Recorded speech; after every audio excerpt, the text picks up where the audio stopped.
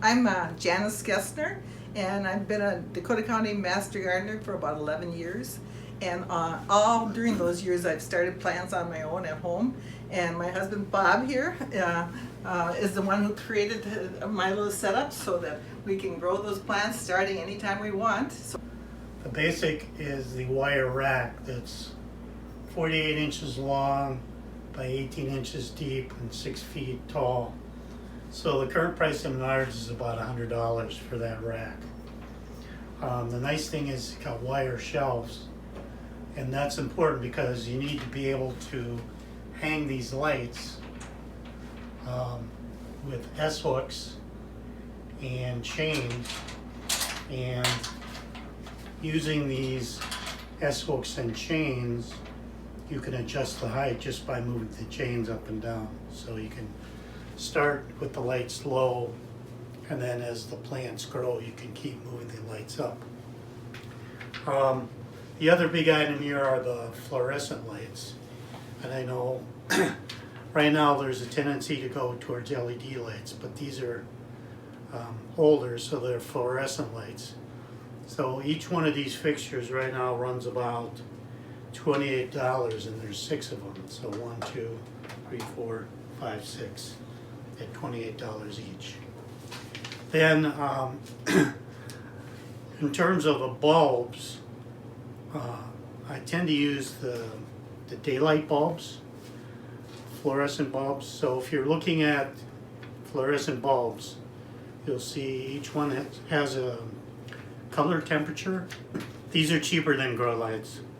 This is just standard fluorescent lights, but these are 5,000 degree Kelvin, but anything from 5,000 to 6,500.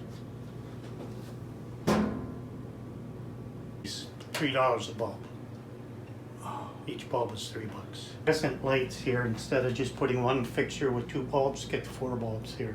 These into a power strip with 6 outlets, and then the power strip goes into a timer in the wall, just a regular lamp timer. 18 hours a day, 6 hours of darkness, 18 hours of power being on off switch. So if you just using 2 racks, you can just turn these on and off. You can turn the upper one off and keep the lower 2 going. Just a little easier than unplugging them. And also, when you're not using it, you can keep the timer plugged in and just turn the switch here to the power strip, and that turns them all off. Oh, some plants like rosemary, I think they wanted it. There are certain plants that want a lot of heat, so the heating pad is good for that. So the heating pads also come with temperature setting and all that sort of thing, and they're great for some plants like rosemary and maybe some of the others that need a lot of heat. But you have to really watch them; they dry out pretty easily, and you gotta watch the temperature too to make sure that you can regulate it. So there's a little bit of work involved when you have a heating pad. So on your seed bags, they usually tell you the temperatures that the plants like, and down here it's in the 60s. In the kitchen it's just a little bit higher, closer to 70 degrees. So if you have a plant that's more heat loving, I have another set that goes up in our kitchen, and it's happier there. I've just noticed that they grow a little better up there than down here.